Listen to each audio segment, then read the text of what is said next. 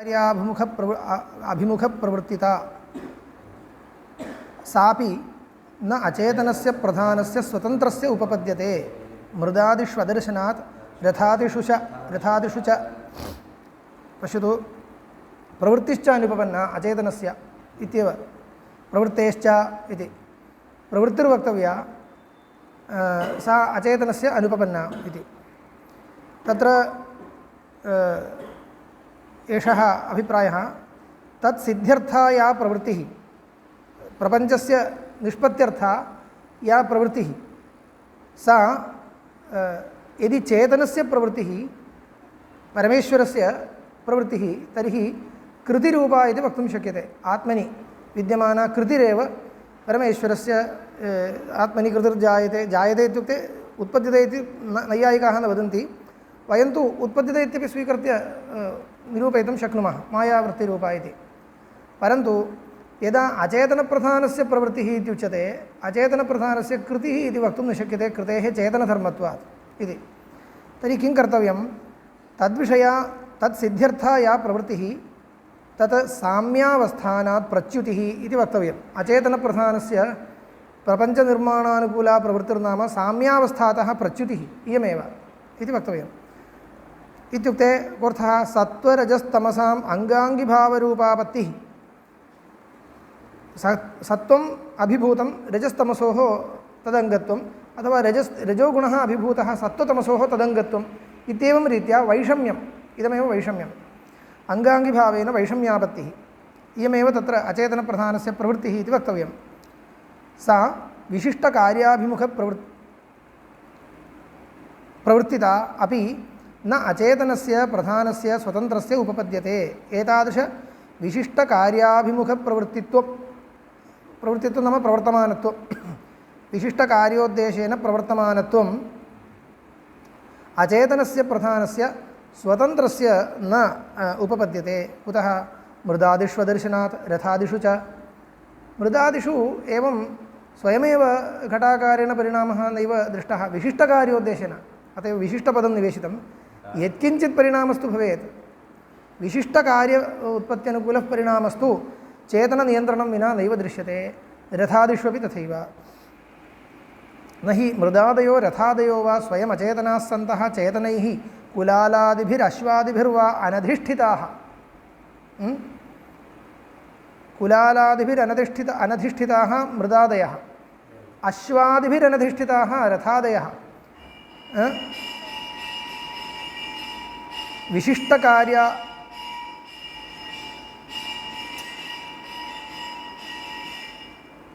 विशिष्टकार्याभिमुखप्रवृत्तयो न दृश्यन्ते विशिष्टकार्योद्देशेन प्रवर्तमानाः नैव दृश्यन्ते। अत्र अधिष्ठितत्वं किं नियन्त्रितत्वमेव। अधिष्ठितत्वम् इत्यस्य नियन्त्रितत्वं न तु यथा कथञ्चित् सम्बद्धत्वं। तर्हि नियन्त्रणम् अपेक्षते। दृष्टाच्च अदृष्टसिद्धिः दृष्टाच्च अदृष्टसिद्धिः कोऽर्थः अदृष्टं नाम तदा अदृष्टं न कर्मजन्यम् अपूर्वम् इत्यर्थो न परोक्षः विषयः दृष्टानुसारेण कल्पनीयः। अतः प्रवृत्त्यनुपपत्तेरपि हेतोः न अचेतनं जगत्कारणम् अनुमातव्यं भवति इति सूत्रार्थो वर्णितः। प्रवृत्तेश्च इत्युक्ते प्रवृत्त्यन्यथा अनुपपत्त्या अपि चेतनः अङ्गीकर्तव्यः केवलस्य अचेतनस्य जगत्कारणत्वं न वक्तव्यम्। सत्यं विशिष्टकार्यानुकूलप्रवृत्त्यनुपपत्तिः चेतनम् अनुमापयति। ननु चेतनस्यापि प्रवृत्तिः केवलस्य न दृष्टा। शङ्का केवलः चेतनः कुत्रचित् प्रवर्तते इति दृश्यते वा उच्यताम् इति अस्मान् पृच्छति। चेतनस्यैव प्रवर्तकत्वं वक्तव्यं। भोः केवलश्चेतनः कुत्रचित् प्रवर्तते वा केवलः आत्मा किं समाधानं वक्तव्यं। सत्यमेतत् सत्यमेव केवलस्य चेतनस्य प्रवृत्तिर्भवति इति मया समर्थ्यते वा न न न एवं तदपि न तत्र चेतन अचेतनयोः उभयोरपि मेलनम् अपेक्षते इत्येव प्रवृत्त्यर्थं वदामः। एवं चेतनः प्रेरकः भवति तेन प्रेर्यं किञ्चित् अचेतनम् अपेक्षते एतत् सर्वं मिलित्वैव प्रवर्तनं सम्भवति। केवलं चेतनं प्रवर्तते इति साधयितुं वयं न आगताः तदेव उच्यते। मायोपहितस्यैव एवं सत्यमेतत् तथापि चेतनसंयुक्तस्य रथादेः अचेतनस्य प्रवृत्तिर्दृष्टा पश्यन्तु चेतनस्य केवलस्य प्रवृत्तिं वक्तुं वयं न आगताः किन्तु चेतनसंयुक्तस्य अचेतनस्य इति भवतु प्रवृत्तिस्तु अचेतने एव भवतु भवदुक्तरीत्या परन्तु चेतनसम्बन्धं विना न भवति इत्येव इदानीं साध्यम् अस्माकं चेतनसंयुक्तस्य रथादेः अचेतनस्य प्रवृत्तिर्दृष्टा रथादेः अचेतनस्य चेतनसंयुक्तस्यैव प्रवृत्तिर्दृष्टा तत्र एवम् अश्वरथादयस्तु अश्वादयस्तु चेतनाः लोके चार्वाकेणापि चेतनाचेतनविभागः कर्तव्यः खलु आत्मानं ये न अङ्गीकुर्वन्ति तेषां पक्षे तेषां सकाशेपि इदम् उपपादयितुं शक्यते कुतः इत्युक्ते चार्वाको वा भवतु तेनापि लोके चेतनाचेतनविभागः कर्तव्यः कथम् इत्युक्ते किञ्चित् नाम किं भवति मनुष्यादयस्तु चेतनाः घटादयस्तु अचेतनाः अयं विभागः कर्तव्यः खलु मनुष्यशब्देन शरीरमेव उच्यते भवतु नाम इदं चेतनम् इति वक्तव्यं खलु इदं जडं पुरतः विद्यमानम् इदं जडम् इदं तु शरीरं चेतनम् इति वक्तव्यं शरीरस्यैव चैतन्यमस्तु तथापि चैतन्यवत्वेन त्वया अङ्गीक्रियमाणं किमपि अनादाय त्वया अङ्गीक्रियमाणस्य अचेतनस्य प्रवृत्तिर्दृष्टा वा तावदेव मम अपेक्षते चैतन्यवत्वेन त्वया अङ्गीक्रियमाणं किं शरीरम् अश्वादिकम् अश्वः रथवाहकः एते सर्वे प्राणिनः नियन्त्रणं विना विशिष्टकार्योद्देश्येन अचेतनं प्रवर्तमानम् इति न दृश्यते तत्र चेतनत्वं कस्य शरीरस्य वा अथवा अन्यस्य वा इत्यादिकं पश्चात् विवेचयिष्यामः लोके इयं व्याप्तिर्दृश्यते इत्येव एवञ्च शरीरचैतन्यवादी अपि इदम् अङ्गीकुर्यादेव चैतन्यवत् किञ्चित् आश्रित्यैव तच्छून्यं प्रवर्तते इति तु नियमस्तु अङ्गीकर्तव्य एव तथापि चेतनसंयुक्तस्य रथादेरचेतनस्य प्रवृत्तिर्दृष्टा न त्वचेतनसंयुक्तस्य चेतनस्य प्रवृत्तिर्दृष्टा इदानीं चिन्तनीयं चेतनसंयुक्तस्य अचेतनस्य प्रवृत्तिः इति वक्तव्यं वा अथवा अचेतनसंयुक्तस्य चेतनस्य प्रवृत्तिः इति वक्तव्यं वा तत्र पृच्छति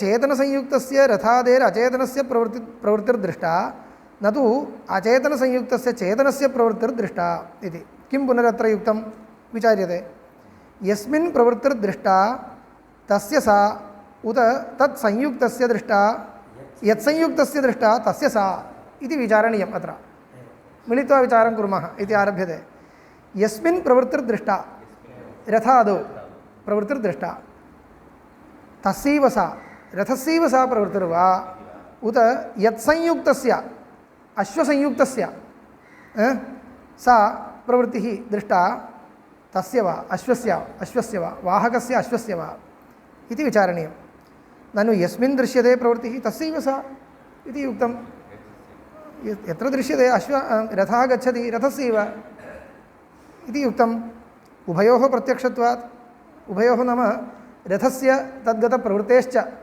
प्रत्यक्षत्वात् रथः अपि प्रत्यक्षः तदग्रे अग्रे गच्छति इत्यपि प्रत्यक्षम् अस्तु रथे विद्यमाना प्रवृत्तिः अश्वस्य इति वक्तव्यं वा नास्ति खलु भो सः दृश्यतां रथे विद्यमाना प्रवृत्तिः अश्वस्य इति दृश्यते वा नास्ति नास्ति प्रवृत्त्याश्रयत्वेन सहैव अश्वैव रथैव खलु दृश्यते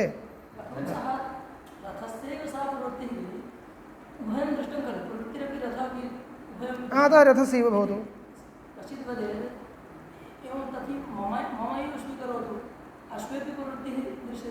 रथे विद्यमानप्रवृत्तेः आश्रयः अश्वः इति किमर्थं वक्तव्यं तद् आलोचयामः पश्यामः ननु यस्मिन् दृश्यते प्रवृत्तिः तस्यैव सा इति उक्तम् उभयोः प्रत्यक्षत्वात् न तु प्रवृत्त्याश्रयत्वेन केवलश्चेतनो रथादिवत् प्रत्यक्षः तत्र केवलश्चेतनः न प्रत्यक्षः खलु इदानीम् अग्नेः दग्धृत्वम् अयःपिण्डे आरोप्य अयोदहति इति व्यवहारः इति सङ्गच्छते कुतः अग्निः अयःपिण्डं विहायापि स्वयं दृश्यते अन्यत्र स्वयम् अग्नौ दाहकत्वं पृथक् दृष्टम् अस्माभिः क्वचित् अयःपिण्डेपि दृश्यते चेत् भो इदम् अयःपिण्डस्य दाहकत्वं न अग्नेरेव इति वक्तुं शक्यते तद्वत् भवता किञ्चित् चिन्त्यतां चेतनः केवलश्चेतनः अचेतनसम्बन्धं विना प्रवर्तमानः क्वचित् प्रदर्श्यतां न प्रदर्शयितुं शक्यते खलु। तर्हि यस्य प्रवृत्तिर्दृश्यते तस्यैव सा अस्तु।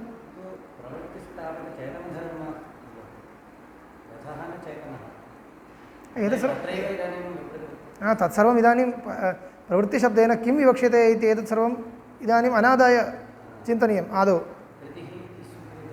तद् न वक्तव्यम् इदानीं। प्रवृत्तिः इति किञ्चित् क्रिया इत्येव स्वीक्रियताम्।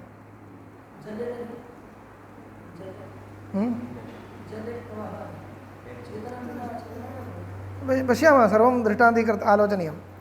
ननु यस्मिन् दृश्यते प्रवृत्तिः तस्यैव सा इति उक्तम्। उभयोः प्रत्यक्षत्वात् न तु प्रवृत्त्याश्रयत्वेन केवलश्चेतनो रथादिवत् प्रत्यक्षः। प्रवृत्त्याश्रयदेहादिसंयुक्तस्यैव तु चेतनस्य सद्भावसिद्धिः। प्रवृत्त्याश्रयदेहादिसंयुक्तस्यैव प्रवृत्त्याश्रयः देहः, तत्संयुक्तः कश्चित् चेतनस्य सद्भावसिद्धिः। चेतनः इति कश्चित् वर्तते इत्यपि भवता अचेतनसम्बन्धं विना न ज्ञातुं शक्यते। एवं खलु। अत्र एवम् आत्मा वर्तते इत्युक्ते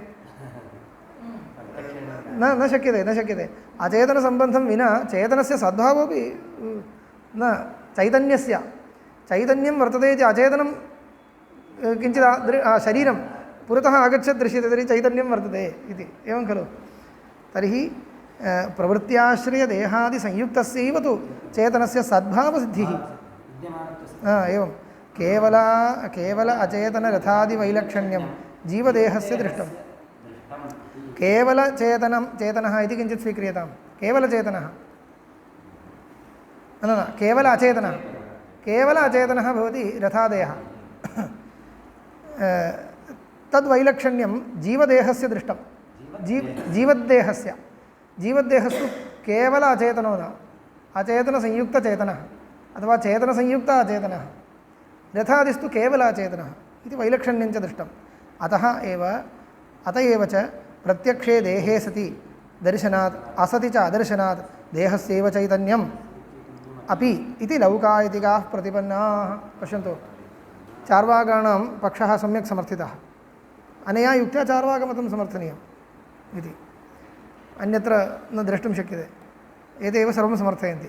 अत एव च प्रत्यक्षे देहे सति दर्शनात्, प्रत्यक्षे देहे सत्येव प्रत्यक्षे अचेतने देहे सत्येव चेतनस्य सान्निध्यमपि अस्माभिः अवगन्तुं शक्यते। भवता उच्यमानस्य चेतनस्य अतिरिक्तः कश्चन चेतनः पदार्थः देहापेक्षया अतिरिक्तः भवता अङ्गीकर्तव्यः अस्ति आस्तिकेन भवता। सः अपि भवता अङ्गीकर्तव्यश्चेत् किञ्चित् तत् प्रदर्शयितुं भवता कश्चित् अचेतनः ग्राह्यः, तम् आदाय एव भवता प्रदर्शयितुं शक्यते। न तु केवलः अग्निवत् दाहकः तत्र पृथक् प्रदर्शयितुं न शक्यते। तस्मात् प्रत्यक्षे देहे सति दर्शनात् असति च अदर्शनात् चेतनस्य अदर्शनात् किं तर्हि कर्तव्यं? देहस्यैव भवतु चेतनत्वं, न तु तदन्यस्य कल्पनं। किमर्थं? मानाभावात्। किम् एतावन्मात्रम् यदि विचार्यते तर्हि चार्वाकमतमेव युक्तं भाति। एतदपेक्षया अग्रे गम्यते अस्माभिः। स्थिरस्य चेतनस्य अनभ्युपगमे अन्ये दोषाः प्रदर्शनीयाः। तत्र किं भवति? तत्र कृतः न अकृताभ्यागमः स्मृत्यनुपपत्तिः प्रत्यभिज्ञानुपपत्तिः इति बहु प्रष्टव्यं। कल्पनागौरवं, तत्र संस्कारः कुत्र तिष्ठति, संस्काराश्रयकः इत्यादि बहु चोद्यम् अवतरति। एकैकस्य पुरुषस्य वासनावैचित्र्ये किं कारणं, सुखदुःखादिवैचित्र्ये किं कारणं, सर्वम् आकस्मिकमिति कथं सङ्गच्छते, एतदुपरि प्रश्नान् कृत्वा अग्रे नेष्यामः। सामान्य अन्वयव्यतिरेकाभ्यां यदा पश्यामः तर्हि अतिरिक्तचेतनः किमर्थं कल्पनीयः? सामान्य दृष्ट्या इदं सर्वं नापेक्षितं।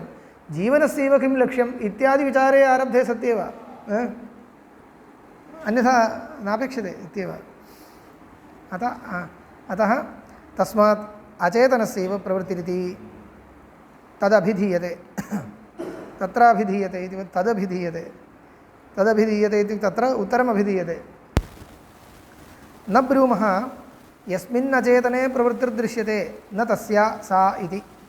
पश्यन्तु अस्माकं पक्षः त्वया सम्यक् ज्ञातव्यः यस्मिन् अचेतने प्रवृत्तिर्दृश्यते सा दृश्यमाना त्वया दृश्यमाना या प्रवृत्तिः सा तस्य न इति न ब्रूमः तस्य न इति न तस्यैव किं का प्रवृत्तिः त्वया दृश्यते रथे अग्रे अग्रे गच्छति इति प्रवृत्तिर्दृश्यते सा प्रवृत्तिः अन्यस्य इति उच्यते वा न सा तस्यैव न ब्रूमः यस्मिन्न चेतने प्रवृत्तिर्दृश्यते न तस्य सा इति भवतु तस्यैव सा तु चेतनात् भवति इति ब्रूमः तस्यापि कारणीभूतः कश्चित् चेतनः अन्यः कल्पनीयः इति खलु ब्रूमः इति न सु सा तु चेतनात् भवति इति ब्रूमः या अचेतने दृश्यमाना प्रवृत्तिः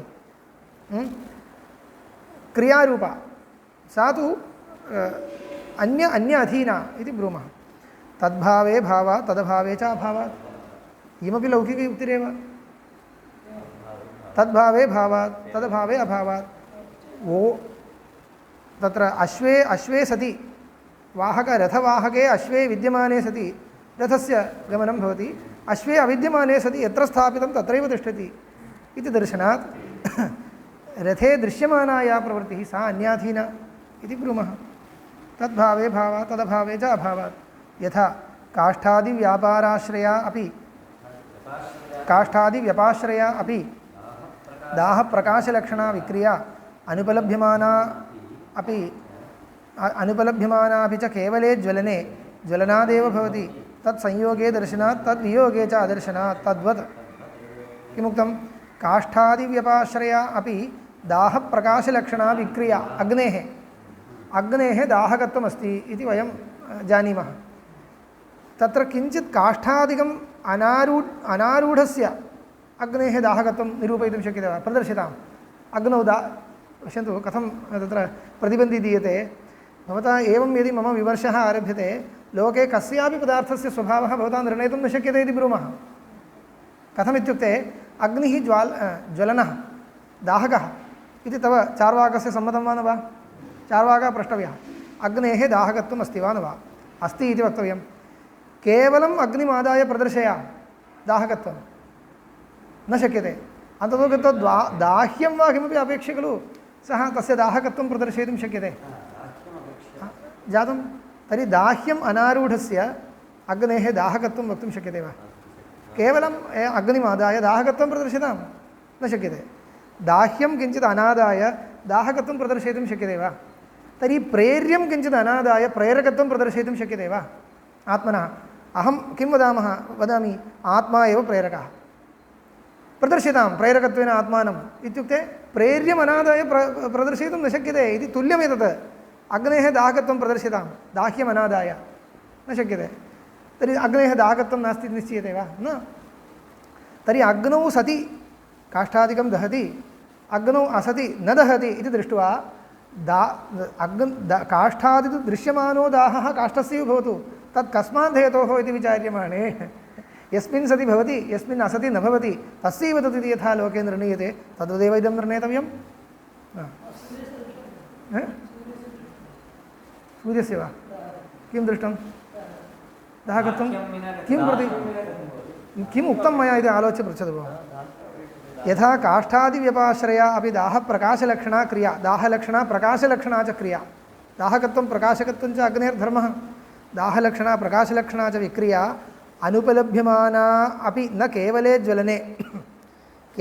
ज्वलने अनुपलभ्यमाना अपि ज्वलनादेव भवति तत्संयोगे दर्शनात् तद्वियोगे च अदर्शनात् तद्वत् केवले ज्वलने एतत् सर्वं नोपलभ्यते केवलम् अग्निमादाय न प्रदर्शयितुं शक्यते दाहकत्वमपि न शक्यते प्रकाशकत्वमपि न शक्यते अवश्यं तावदेव तदपि न भवति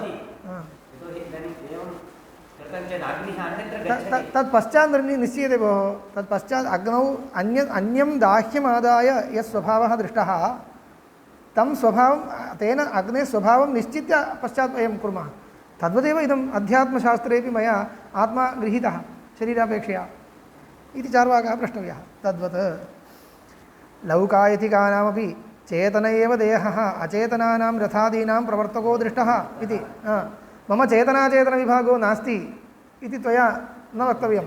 त्वयापि चेतनाचेतनविभागः कर्तव्यः। देहादयस्तु चेतनाः, प्राणिदेहादयस्तु चेतनाः, रथघटादयस्तु अचेतनाः इति अयं विभागः त्वयापि कर्तव्यः। शरीरस्यैव चैतन्यं स्वीकृत्यापि चेतनदेहः अचेतनदेहः इति विभागो नास्ति वा? अथवा शवशरीरं जीवच्छरीरम् इति विभागो न कर्तव्यो वा? कर्तव्यः। तत्र जीवच्छरीरमादाय एव अन्येषां प्रवृत्तिः इत्यपि न वक्तव्यं वा? वक्तव्यं। तत्र जीवद्देहः इति उच्यते, तत्र मया अन्तः प्रविश्यते। जीवद्देहः इत्युक्ते जीवत्वं देहस्य वा अथवा अन्यस्य वा इति विचार्यमाणे इतोपि किञ्चित् अग्रे मया गन्तव्यं भविष्यति। तावदेव आवयोर्भेदः, तावानेव। ननु तव देहादिसंयुक्तस्याप्यात्मनः विज्ञानस्वरूपमात्रव्यतिरेकेण प्रवृत्त्यनुपपत्तेः अनुपवन्नं प्रवर्तकत्वमिति चेत् पश्यतु, ननु तव देहादिसंयुक्तस्याप्यात्मनः विज्ञानस्वरूपमात्रव्यतिरेकेण प्रवृत्त्यनुपपत्तेः अनुपवन्नं प्रवर्तकत्वं। स्वरूपमात्रव्यतिरेकेण प्रवृत्तिः न भवति। विज्ञानस्वरूपमात्रव्यतिरेकेण प्रवृत्तिर्न भवति इत्युक्ते प्रवृत्तिर्नाम किं तत् आत्मनि? आत्मा विज्ञानस्वरूपमात्रः केवलं। तत्र का नाम प्रवृत्तिः आत्मनि? प्रवृत्तिस्तु अन्यत्रैव वक्तव्या। आत्मा देहादिसंयुक्तो भवतु भोः, तावता सः आत्मा विज्ञानमात्रस्वरूपः न इति आयातं वा? अद्वैतं मतम् आदाय पृच्छति। तव मते आत्मा देहादिसंयुक्तः जातः, तावता तस्य स्वरूपं त्यक्तं वा? नास्ति खलु। विज्ञानमात्रस्वरूपं खलु। विज्ञानमात्रं यत् स्वरूपं तस्य तादृशस्वरूपव्यतिरेकेण प्रवृत्त्यनुपपत्तेः, प्रवृत्त्यनुपपत्तेर्नाम प्रवृत्तिर्नाम कश्चित् अन्यः धर्मः तस्मिन् कल्पयितुं न शक्यते। तस्य स्वरूपम् ईदृशमेव इति निर्णीतं किल त्वया। तर्हि आत्मनः प्रवर्तकत्वं त्वया कथं निरूप्यते? अद्वैतं प्रति प्रश्नः। आत्मनः प्रवर्तकत्वं निरूपयितुम् आत्मनि कृतिः इति किञ्चित् कल्पनीयं। तत् तव मते नास्ति। विज्ञानमात्रस्वरूपत्वात् इति, चिन्मात्रस्वरूपत्वात् इति। विज्ञानस्वरूपमात्रव्यतिरेकेण प्रवृत्त्यनुपपत्तेः अनुपपन्नं प्रवर्तकत्वम्। अद्वैतमते आत्मस्वरूपं यदस्ति तदादाय पश्यामश्चेत् तस्य प्रवर्तकत्वम् अनुपपन्नम्।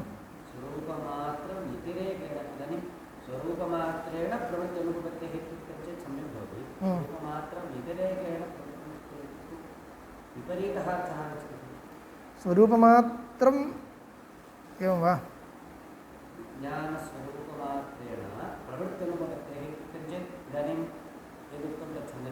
विज्ञानमात्रं यत् स्वरूपं तद्व्यतिरेकेण प्रवृत्तिर्नाम कश्चित् धर्मः न भवति इति। पश्यामः।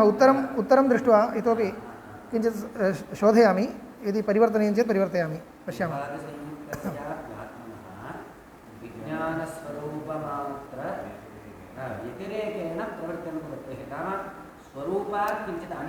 विज्ञानमात्रस्वरूपं व्यतिरिच्य प्रवृत्तिर्नाम किमपि मया तथा अर्थः गृहीतः अस्ति। पश्यामः। स एव प्रश्नः इदानीम् अपेक्षते। उत्तरं दृष्ट्वा निर्णयं कुर्मः। न अयस्कान्तवत् रूपादिवच्च प्रवृत्तिरहितस्यापि प्रवर्तकत्वोपपत्तेः। अयमेव प्रश्नः। तर्हि तथैव व्याख्यातव्यं। प्रवृत्तिमात्रं विज्ञानस्वरूपमात्रत्वं खलु आत्मनः उच्यते त्वया। विज्ञानमात्रस्वरूपत्वम् उच्यते। तद् व्यतिरिच्य प्रवृत्तिर्नाम किमपि अस्ति वा आत्मनि? नास्ति। अद्वैतमते अद्वैतमते नैयायिकादिमते अस्ति, तेषां क्लेशो नास्ति। अद्वैतमते नास्ति किल इति कृत्वा पृच्छति। तदानीम् उच्यते न अयस्कान्तवत् रूपादिवच्च प्रवृत्तिरहितस्यापि प्रवर्तकत्वोपपत्तेः। स्वयं प्रवृत्तिशून्यस्यापि प्रवर्तकत्वं भवति। अयस्कान्तमणिन्यायः। अयस्कान्तः सन्निधिमात्रेण प्रवर्तकत्वम् इति केनोपनिषदि उच्यते। अयस्कान्तवत् रूपादिवच्च प्रवृत्तिरहितस्यापि प्रवर्तकत्वोपपत्तेः। रूपादिवच्च इत्यपि अस्ति। वदति, पश्यतु। यथा अयस्कान्तो मणिः स्वयं प्रवृत्तिरहितोपि अयसः प्रवर्तको भवति। अयसः आकर्षणं करोति, अयसः प्रवर्तको भवति।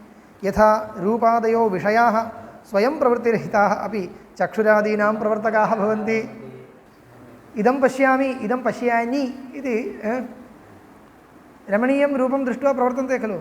तदेव रूपं किं कृतवान् किम् अकरोत् किमपि न अकरोत् रूपं तत्र अस्ति तावदेव तद् आकर्षकं वर्तते इति कृत्वा तत्र प्रवर्तते अतः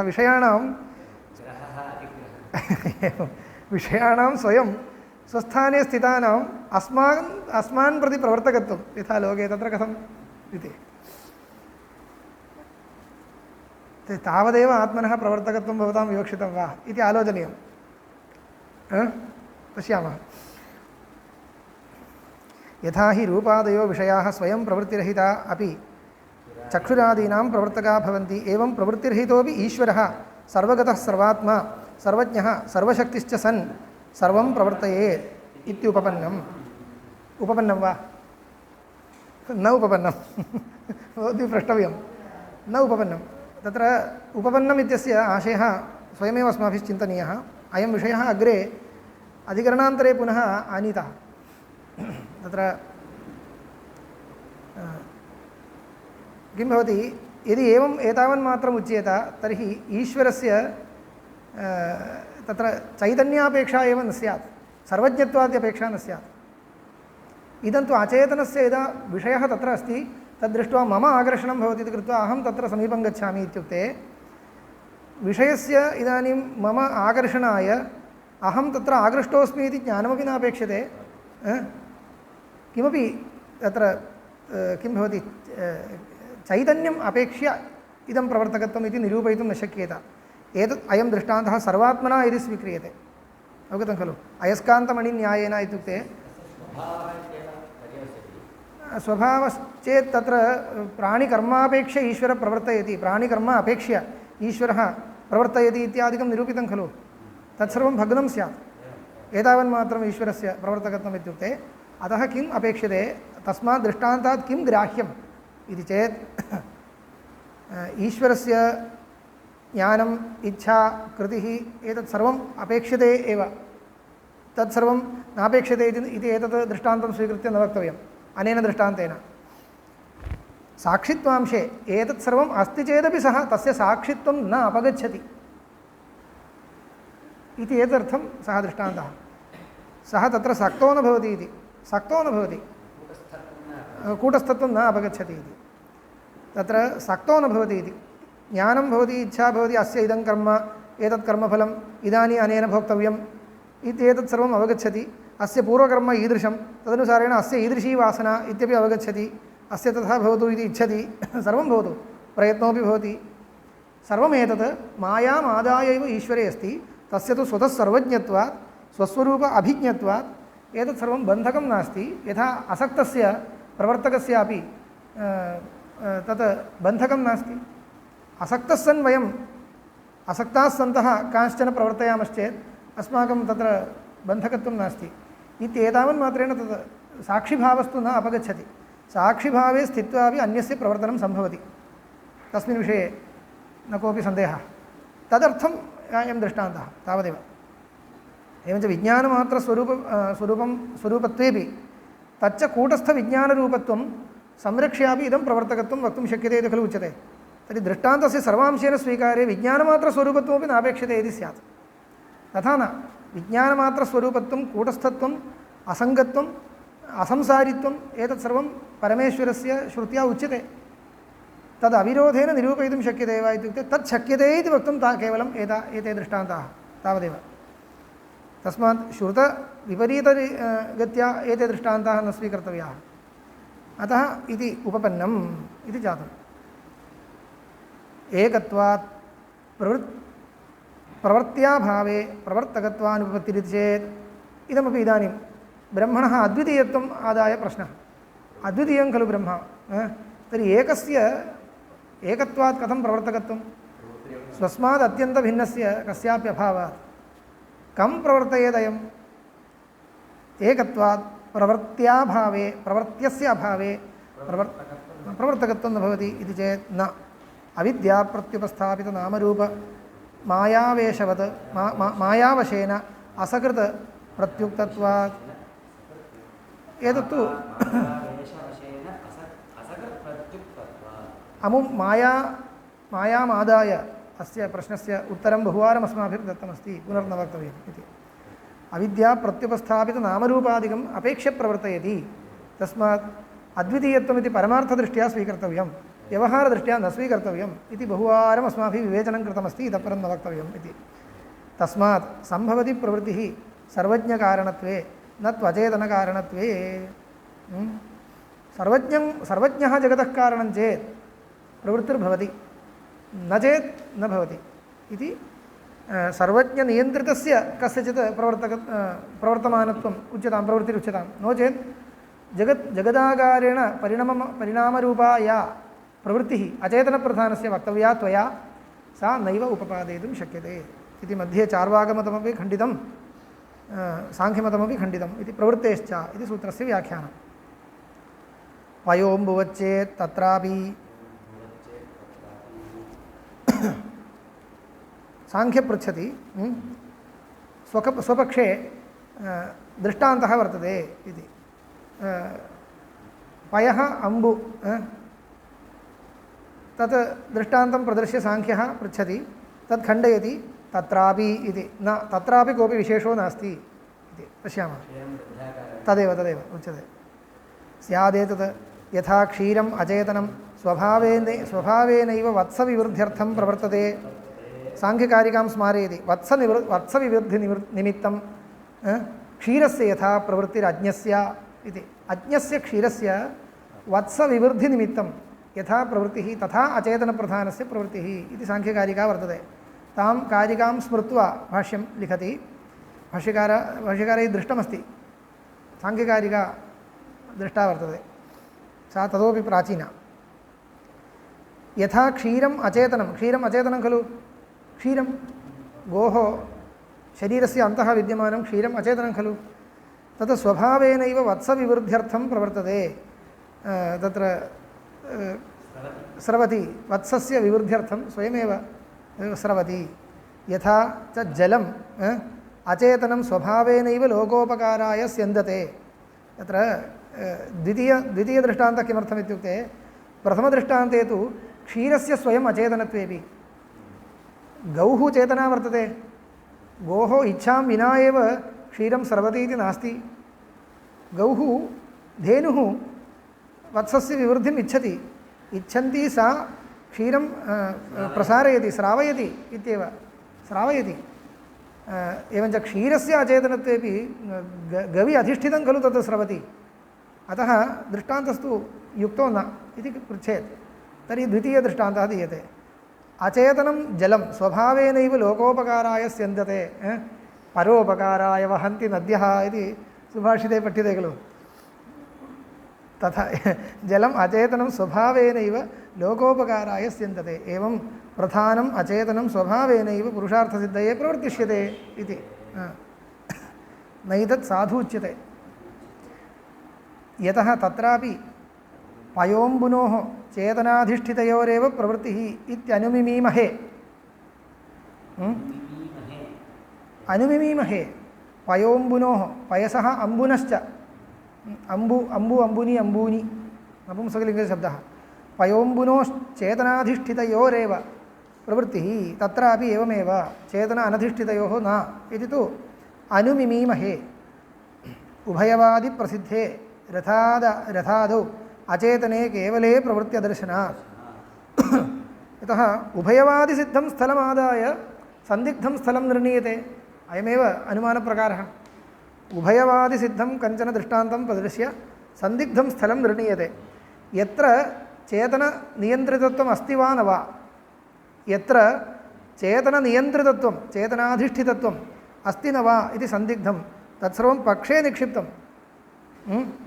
भवता उच्यते तत्र नदी स्यन्दते इति। नदी चेतननियन्त्रणं विनैव स्यन्दते इति भवता निश्चितं वा? निश्चितम्, आम् एवं निश्चितम् इति कश्चित् वदेत्। कथं निश्चितं? चेतनसम्बन्धं विनैव स्यन्दते इति। तत्र कोऽपि चेतनः न दृश्यते इति। भोः, द्रष्टुं योग्यः कश्चन चेतनः सर्वत्र अपेक्षते इत्यस्ति वा? चेतनस्य पूर्वोक्तरीत्या यदा चेतनस्य प्रवर्तकत्वं यदा उपपाद्यते, तत्र तत्र इदानीं द्रष्टुं योग्यः कश्चन चेतनः एव सर्वत्र प्रवर्तकः इति नापेक्षते, पूर्वमेव निर्णीतं। द्रष्टुं योग्यः द्रष्टुम् अयोग्यः कश्चन चेतनो नास्ति इति कथं भवता निर्णीतम्? उपरि प्रश्नः। द्रष्टुं योग्यः कोऽपि चेतनः तत्र न दृश्यते, सत्यम्, अत एव न दृश्यते। द्रष्टुम् अयोग्यः कश्चित् चेतनः नद्यादीनाम् अपि स्यन्दनादिप्रवृत्तौ प्रवर्तकः नास्ति इति कथं निश्चितं? तद् निश्चेतुं कश्चित् उपायः अस्ति वा? न शक्यते, न उपायो वर्तते। तस्यां दशायाम् अन्यत्र सर्वत्र यद्दृष्टं सा व्याप्तिः अनुसरणीया वा न वा? इत्युक्ते अनुसरणीया एव। तर्हि यदि स्यात् तत्र चेतनो नास्त्येव इति निश्चयः, तर्हि अस्माकं व्याप्तिः व्यभिचरिता। इदानीं किं जातं? सन्देहः एव। ईश्वरः कश्चन जगन्नियन्ता अस्ति वा न वा इति सन्देहः एव। नास्ति इति निश्चयो नास्ति कस्यापि, तस्य अरूपित्वात् तत् नास्ति इति न निश्चीयते। तस्यां दशायां इदानीं नास्ति इति निश्चयः कर्तव्यो वा अस्ति इति निश्चयः कर्तव्यो वा इत्येव खलु वयं विवादे स्थिताः। तर्हि अन्यत्र सर्वत्र दृष्टां व्याप्तिम् आलोच्य अस्ति इति निश्चेतुं शक्यते इति। तदेव द्रष्टुम् अयोग्यस्य अपि प्रवर्तकत्वम् उपपादितं चेत् उपपादयितुं शक्यते, अवश्यम् अवश्यं शक्यते। बहु वर्तते बहु वर्तते बहु वर्तते।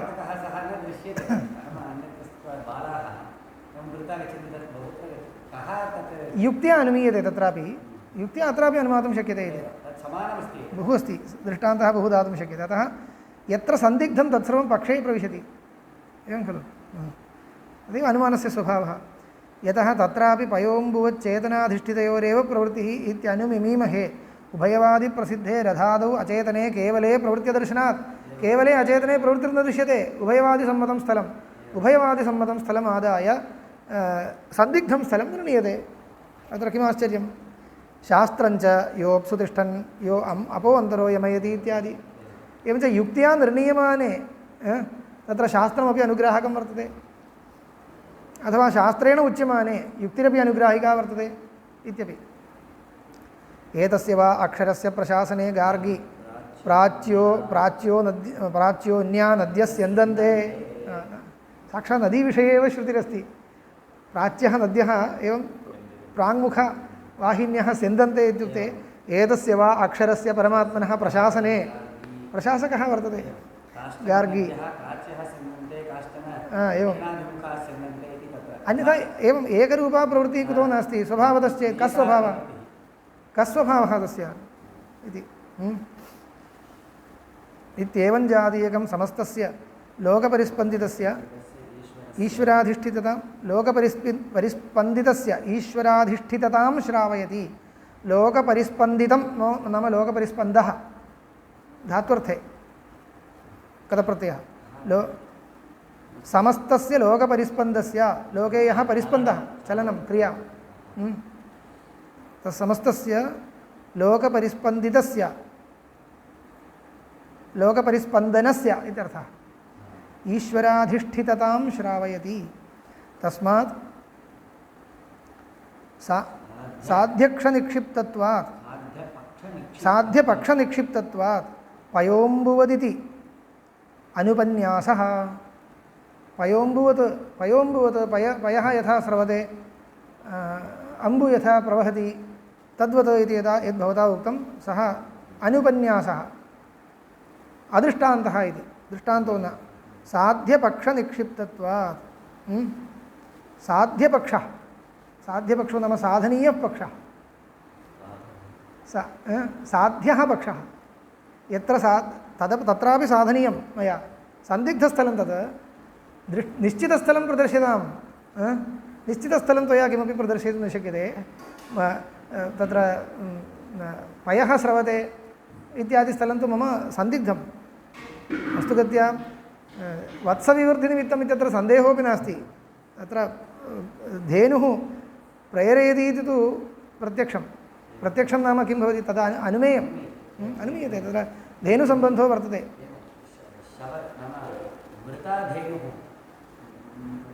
मृतायाः धेनोः सकाशात् क्षीरं न स्रवति, वत्स किं भवति तत्र तव प्रत्यक्षं नास्ति खलु धेनोः क्रिया अस्ति वा न वा इति तव प्रत्यक्षं नास्ति खलु इति कृत्वा तेन दृष्टान्तीकृतं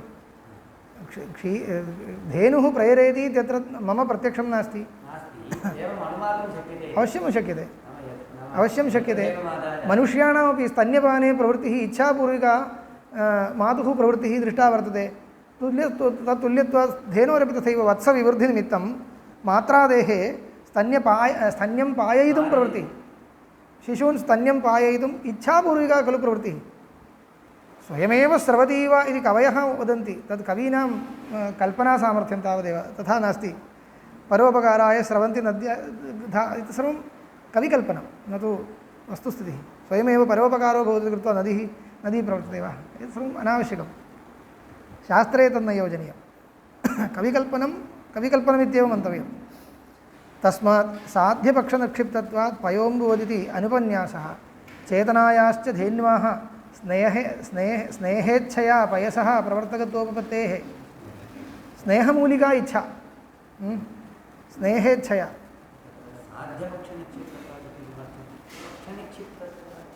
तदेव पक्षो नाम साधनीयपक्षः खलु पक्षः इति तावदेव तथा पक्षनिक्षिप्तत्वादित्येव विवक्षा तावदेव चेतनायाश्च धेन्वाः स्वेच्छया पयसः प्रवर्तकत्वोपपत्तेः तत्र एकं वदामि साध्यपक्षः इत्युक्ते किमर्थं पदप्रयोगः इत्युक्ते एवं वक्तव्यं सम्भावितसाध्यकपक्षः साध्यपक्षः एवं व्यवहारः अस्ति अत्यन्तम् सन्दिग्धमिति न साध्यवत्वमेव सम्भावितम् एवं सम्भावितप्रतिज्ञायां पक्षः साध्येत हेतुना भामत्याम् उदाह्रियते यत्र पक्षे साध्यस्य सम्भावना एव नास्ति तत्र न तस्य हेतुभिस्त्राणम् उत्पतन्नेव यो हतः इति भामतीकारैः उदाहृतं तत्र यस्मिन् पक्षे साध्यस्य सम्भावनैव नास्ति इदं साध्यमत्र भवितुमर्हति इति चिन्तयितुमेव न शक्यते अस्यां दशायां कश्चित् हेतुप्रयुक्तः इति कृत्वा तत् अनुमानं न प्रवर्तेत तस्मात् सम्भावितं भवेत् साध्यम् अत्र भवितुमर्हति इति उत्कट एकतरकोटिकनिश्चयः इत्युच्यते खलु सम्भावना सा आदौ जननीया तदनन्तरं हेतुः उपन्यसनीयः इति वर्तते अनुमानस्य रीतिः तस्मात् साध्यपक्षो नाम सम्भावितसाध्यकपक्षः अत्रापि साध्यं सम्भावितमेव चेतननियन्त्रितत्वं सम्भावितमेव इति तुल्यबलसन्देहो न इति कोटिद्वयस्य तुल्यबलं नास्त्येव इति न स्यात् इति सम्भावनायां सत्यां कश्चित् हेतुप्रयुज्यताम् अस्त्येव इति निर्णयो भवति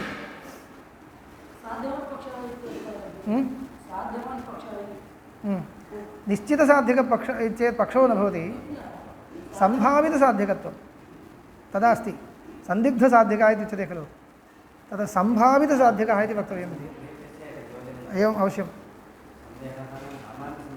सम्भावित एवं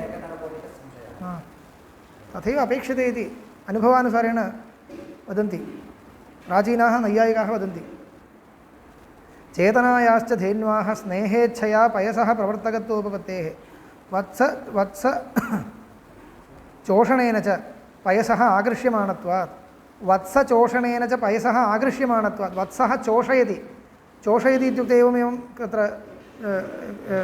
तत्र मुखं निक्षिप्य किञ्चित् करोति तदानीं पयसः आकर्षणं जायते तदानीम् एवमेव उच्यते धेन्वाः किञ्चित् सुखं भवति तस्मिन् समये एवम् उच्यते वत्सस्य चोषणेन धेन्वाः सुखं भवति तदा सः क्षीरं स्रावयति न च अम्बुनोपि अत्यन्तमनपेक्षा अम्बुनः विषये अम्बुदृष्टान्तोपि त्वया दीयते सोऽपि तत्र त्वयापि परिचिन्तनीयः चेतनापेक्षा अस्ति न वा इति पश्चात् निर्णयं करिष्यामः चेतनापेक्षा अस्ति वा न वा इति निर्णयात् पूर्वम् अन्यानपेक्षां विना अन्यस्य अत्यन्तानपेक्षां विना अम्बुनः श्रवणं त्वया उपपादयितुं शक्यते वा तत् एकवारं परीक्ष्यताम् इत्युक्ते न शक्यते इति निर्णयः यतः न च अम्बुनोपि अत्यन्तमनपेक्षा वक्तुं न शक्यते निम्नभूम्याद्यपेक्षणा अपेक्षत्वात् स्यन्दनस्य निम्नभूमिः अपेक्षते खलु अन्यथा एवं स्यन्दते वा जलम् अधस्तात् स्यन्दते एवं खलु निम्नभूमिसम्बन्धम् अनपेक्ष्य जलं न स्यन्दते तर्हि किञ्चित् अन्यापेक्षत्वं सर्वत्र दृष्टमिति अचेतनस्यापि त्वया कथम् उपपादनीयम् अचेतनप्रधानस्य संरक्षणाय सर्वथा अत्यन्त अन्य अनपेक्षत्वं तस्य वक्तव्यम् एतत् न शक्यते लोके दृष्टान्तः उच्यतां तथा प्रवर्तमानं किमपि एकं वस्तु प्रदर्श्यताम् अत्यन्तम् अपेक्षां विना प्रवर्तमानं किमपि वक्तुं न शक्यते तर्हि अत्रैव तव पक्षः वादः भग्नः निम्नभूमिम् अपेक्ष्यैव जलं स्यन्दते तर्हि अन्यापेक्षा जाता अस्तु तर्हि चेतनस्य अपेक्षा नास्ति इति तत्पश्चात् पश्यामः एतावता जातं खलु अन्या अपेक्षा अस्ति इति आगतं न तर्हि अचेतनस्य अन्यस्य अपेक्षा चेत् चेतनोपि कदाचित् अन्यः अपेक्ष्येत वा तत्रापि सम्भावना एव आगच्छति अत्यन्तम् अन्यानपेक्षा तु त्यक्तं तर्हि किञ्चित् अन्यस्य चेतनस्यापि कदाचित् अपेक्षा स्यात् वा बहुत्र अन्यत्र तथा दृश्यते रथादिवहनस्थले एवं परिचिन्त्यमाने चेतनसम्भावना आगता खलु तुल्यबलको संशयो न इदानीं अतः सम्भावनात्मकसंशयः इति अपेक्षते इति प्राचीनाः अतिप्राचीनाः पश्चात् तद् अग्रे अग्रे त्यक्त्वा गतं यतः संशयोपि नापेक्षते पक्षत्वसिद्ध्यर्थम् इति पश्चात् वदन्ति खलु तत्सर्वं कृत्रिम अनुमानेष्वेव वस्तुगत्या कृत्रिम अनुमानानि बहूनि कुर्वन्ति अनुमानव्याप्त्यादिपरीक्षार्थं कृत्रिमानुमानम् इति मया संज्ञा क्रियते तस्य कृत्रिमानुमानं गुणकर्मान्यत्वविशिष्टसत्त्वादि इत्यादि एतद्रूपवान् एतद्रसात् अयं वृक्षः कपिसंयोगी एतत् सर्वम् अनुमानमेव परन्तु अनेन किमपि लोके साधयितुं न लोकव्यवहारे किं सिद्ध्यति अस्य तथा न केवलं व्याप्तिलक्षणपरीक्षार्थं तस्य उपयोगः अनुमानमेव न इति न तत् सर्वसाधारण्येन यदा किञ्चित् निरूपणीयं तर्हि साध्यकत्वं पक्षत्वम् इति न वक्तव्यम् इति सः अन्यो विषयः भवतु अस्माभिर्लक्षणं न कुर्मः पक्षतायाः लक्षणं किम् इति विचारो न इदानीं यत्र सन्देहवत्वेन पक्षत्वं यत्र व्यवह्रियते तत्र सः सन्देहः कीदृशः वर्तते सन्देहपूर्वकम् अनुमानं यत्र प्रवर्तते तत्र चिन्त्यतां भवता लक्षणं कीदृशं कर्तव्यम् इति भवदीय विचारः सः अन्यः यत्र सन्देहपूर्वकं निश्चयाय अनुमानप्रमाणस्य उपयोगं कुर्मः तत्र खलु अनुमानप्रमाणस्य अन्ततो गत्वा मुख्यं सार्थक्यं तावदेव तदा आलोचनीयं सर्वैरपि तदानीम् इत्थमेव इति कथने एव तात्पर्यं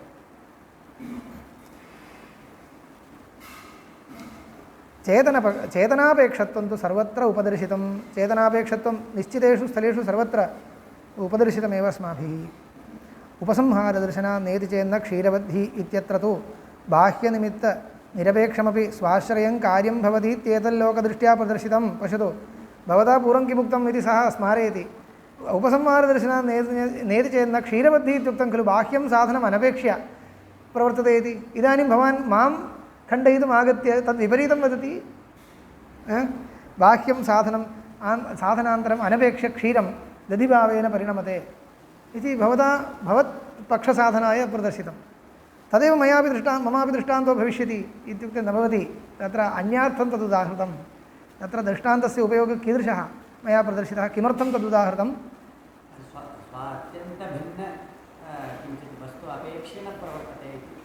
परिणामः दृश्यते इति उक्तं खलु तदर्थम् उक्तं तत्र इत्यत्र तु बाह्यनिमित्त स्वाश्रयं कार्यं भवति इत्येतत् लोकदृष्ट्या प्रदर्शितं शास्त्रदृष्ट्या पुनः सर्वत्रैव ईश्वरापेक्षत्वम् आपद्यमानं न पराणुद्यते तत्र किं भवति बाह्यं किञ्चित् वस्तु अनपेक्ष्य इत्युक्ते चेतनापेक्षा नास्ति इति न लोकदृष्ट्या तत्र किञ्चित् बाह्यम् उपलभ्यते वा नास्ति तावदेव तावन्मात्रम् अपेक्ष्य उक्तं तत्रापि अत्यन्तं सूक्ष्मेक्षिकया परीक्ष्यमाणे इदानीं निम्नत्वम् अपेक्षते इत्युक्तं खलु अत्र जलस्य स्रवणाय निम्नत्वम् अपेक्षते तादृशं किञ्चित् भवेदेव तावद्दूरं तस्य दृष्टान्तस्य उपयोगो नास्ति इति वयमपि जानीमः सूक्ष्मेक्षिकया परीक्ष्यमाणे तत्रापि किञ्चित् बाह्यं क्षीरस्य परिणामे अपेक्षितं किञ्चित् बाह्यं किं किमपि औष्ण्यं किमपि अपेक्ष्येत एव, किञ्चित् वस्तुन्तरम् अपेक्ष्येत एव, तस्य निराकरणे तात्पर्यं नास्ति, तस्य दृष्टान्तस्य तावत् दूरम् उपयोगोऽपि नास्ति अस्माकं। चेतनस्य अपेक्षा वर्तते इति यदा निरूप्यते तदानीं तस्य तदादाय न विचारयितुं शक्यते। अपेक्षितांशमादाय एव सः दृष्टान्तः योजितः, मयापि योजितः, त्वयापि तावदेव द्रष्टव्यम् इति उच्यते। शास्त्रदृष्ट्या पुनः सर्वत्र ईश्वरापेक्षत्वम् आपद्यमानं सर्वत्र ईश्वरापेक्षत्वं, कार्यमात्रे ईश्वरेच्छापेक्षत्वम् ईश्वरापेक्षत्वं च यदा निरूप्यते तत् न पराणुद्यते, न निराक्रियते, तन्नैव निराकर्तुं शक्यते इति कयापि युक्त्या केनापि दृष्टान्तेन निराकर्तुं न शक्यते। अस्तु।